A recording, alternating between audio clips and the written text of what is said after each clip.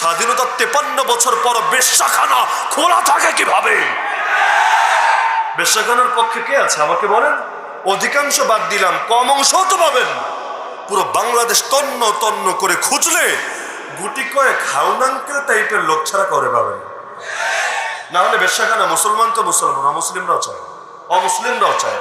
ওই গুটি কয়েক বললাম না, ভাইরাস থাকলে থাকতে পারে, যারা পুরো বাংলাদেশের মোট জনগণের 1% না, 1% না, তো 99%-এর বেশি বেশ্যাখানা চায় না। বিশ্বাস না হলে গণভোটের আয়োজন করুক, সরকারের যদি আমার এই কথাই দিতে থাকে গণভোটের আয়োজন করুক। এমনকি যদি ওই ভ্যালট ট্যালট জোগাড় করা ঝামেলা হয়, অন্তত অনলাইনে ভোট দেওয়ার ব্যবস্থা করুক, দেখবেন গণহারে মানুষ এটার বিপক্ষেই ভোট দিবে। তাহলে বিপক্ষে যদি ভোট দেয়, তাহলে এটা খুলে রেখেছে কোন জনগণকে খুশি করার জন্য? ওই জনগণ তো বাংলাদেশের জনগণ না। ওই জনগণ কোন জনগণ? এটা আমার মনে হয় ব্যাখ্যা করে দেওয়া লাগবে না। যেমন কাদিয়ানীদের কমুসলিম ঘোষণা করা হোক, এটা নিয়ে কি আন্দোলন কম হয়েছে? রক্ত কম ঝরেছে?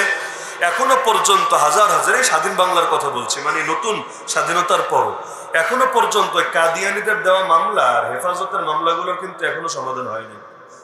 এখনো যারা ক্ষমতায় আছে, খুব বড় বড় বুজুর্গরা তো আছে, কিন্তু এই দুইটা জিনিসের দিকে কেন যেন নজর নাই। এটা ভাবার কারণ নাই যে তাদের মনে নাই, তাদের স্মরণে নাই। কারণ হুজুরদেরকে তো ডাকছে, তাদের সাথে বৈঠক করছে, বৈঠকে হুজুররা বারবার ফোকাসে আনছে। আর কত হাজিরা দিলে তোমাদের পেট ভরবে? সকালে সিলেট মাহফিল, রাতে সিলেট মাহফিল, সকালে গিয়ে হাজিরা দিয়ে আসতে হবে, আবার কোর্টে আবার এসে মাহফিল ধরতে হবে। কি তামাশা!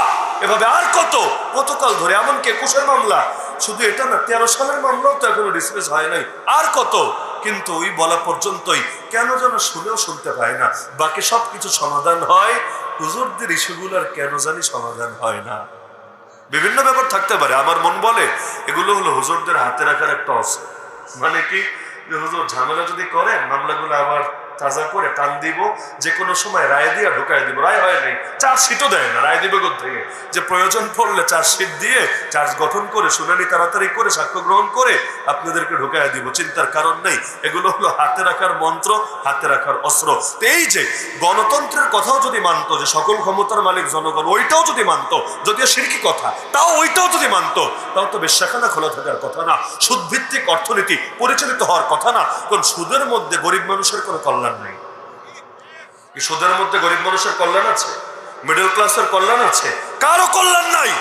কল্যাণ আছে গুটি কয়েক মহাজনের, পুঁজিপতিদের, রাষ্ট্রের, যারা সব মিলালে 1%ও না। ওই গুটি কয়েক মানুষের কল্যাণ, বাকি সবার ক্ষতি আর ক্ষতি আর ক্ষতি। রাষ্ট্রের অর্থনীতি যদি সুদ থাকে, আল্লাহর নামে কসম করে বলি, যতই বৈষম্য বিরোধী আন্দোলন করেন না কেন, গরিব আর ধনীর বৈষম্য কশ্চিন কালেও কমাতে পারবেন না। সুদ মানেই হলো বড়লোক পুঁজিপতি যেগুলো আছে, ওরা আরো বড় হবে, আরো বড় হবে, আর গরিব সে আরো গরিব হতে হতে নুন আনতে গেলেও পান্তা ফুরাবে। এইটাই সুদের মানি। তা আসলেই যদি বৈষম্যের বিরুদ্ধে অবস্থান হয়, এই অর্থনীতিকে সুদমুক্ত করার চেষ্টা করেন। হ্যাঁ, যদিও মানি একদিনেই চাইলে এটা হয়তো সহজ না, মানে এতকালের সিস্টেমকে একদিনে ভেঙে চুরে করাটা সহজ না, কিন্তু শুরু তো করেন। শেষ করতে না পারলেন, শুরু তো করেন। ওই শুরুই যদি না করতে পারেন, বুঝতে বাকি থাকে না আপনারাও আল্লাহর বিরুদ্ধে যুদ্ধে নেমেছেন। কারণ যে সুদের সাথে জড়িত, সূরা বাকারায় আল্লাহ জানিয়েছেন তারা আল্লাহর বিরুদ্ধে যুদ্ধে নেমেছে। বান্দা, সুদ ছাড়তে যদি না পারো, আল্লাহ এবং তার রাসূলের পক্ষ থেকে যুদ্ধের ঘোষণা শুনে নাও। কোন বাপের বেটা আছে আল্লাহর বিরুদ্ধে যুদ্ধে গিয়ে জয় ছিনিয়ে আনতে পারবে?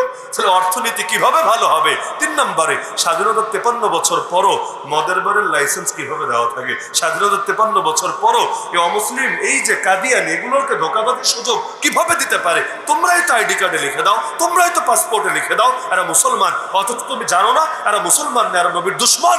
নবীর দুশমনকে যদি মুসলমান বলা হয়, এর চাইতে বড় জালিয়াতি আর বড় প্রতারণা কি হয়?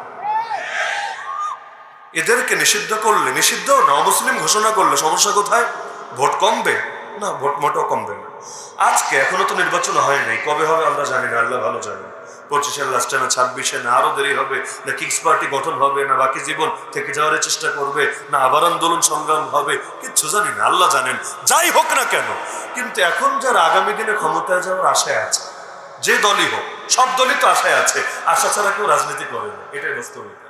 এখন দল ছোট হোক দল বড় হোক, আশা ছাড়া কেউ রাজনীতি করে না। এখন যারাই স্বপ্ন দেখছে তারা যদি আজকে ঘোষণা দেয় যে আমরা যদি পার্লামেন্টে সংখ্যাগরিষ্ঠতা পাই, আমরা কাদিয়ানীদের মুসলিম বলে ঘোষণা দেব, আমাকে বলেন এটা তাদের ভোট কমবে? ভোট তো কমবেই না, একদিনের মধ্যে কয়েক কোটি ভোট বাড়বে।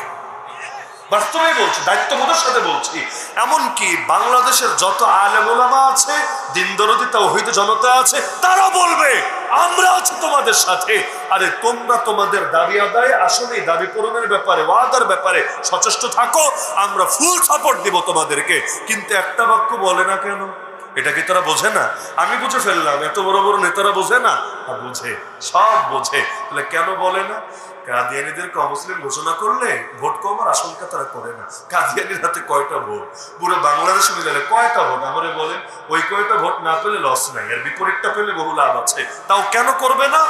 করবে না দাদারা এবং ওই পশ্চিমা দেশের সাদা চামড়ার লোকেরা নারাজ হবে। বেশ্যাখানা বন্ধ করার ঘোষণা দিলেও কি ভোট কমবে নাকি? আপনাদের কি ধারণা ভোট কমবে? আরে কমবে। মানুষ তো চাই বন্ধ করতে। বিশ্বাস করেন, যেই জাতি গণভবনে ঢুকে ফ্রিজের মাছ পর্যন্ত নিয়ে আসতে পারে, এমনকি বেডরুমের গোপন কাপড় চোপড় পর্যন্ত বাকি রাখবে না, সেটা পর্যন্ত এনে তাও ছবি তুলে সোশ্যাল মিডিয়ায় ভাইরাল করে দিতে পারে, ওই যাতে সুযোগ পেলে পতিতরা আস্থা রাখবে কিভাবে ভাবলেন? প্রতিটা টিন, প্রতিটা ইট, প্রতিটা দরজা জানালা পর্যন্ত খুলে নিয়ে চলে আসবে। যাচ্ছে না কেন? যাচ্ছে না খালি গুলির ভয়ে, হামলার ভয়ে, পুলিশ ধরে ধরে জঙ্গি মামলা দিয়ে চালায় দিবে এই ভয়ে। তাও আওয়াজ এখনো তোলে নাই মানুষের জন্য। আজকে একজন খালি আওয়াজ তুলুক যে চল ভাই আমরা সংগঠিত হই, আমরা সবগুলা বেশ্যাখানা দফা রফা করে দিব। দেখবেন সব গুলির ভয়, হামলার ভয়, মামলার ভয়, জেলের ভয়, হলিয়ার ভয়, জুলুমের ভয়, সব ভয়কে পায়ের নিচে পিষ্ট করে ঠিকই গিয়ে সব পতিতালয়কে চূর্ণ বিচূর্ণ করে দিয়ে এসেছে। কারণ যেই জাতি একবার রক্ত দিতে শিখে গেছে, পৃথিবীর কোন অপশক্তি আর পারে সেই জাতিকে রুখে দিতে। রক্তের পথ হয়তো জানা থাকে না, একবার যখন পথ চিনে যায় তখন কিন্তু সহজে সেই পথ থেকে সরানো যায় না। মানুষ একটা না একটা রাস্তা বের করেই নেয়।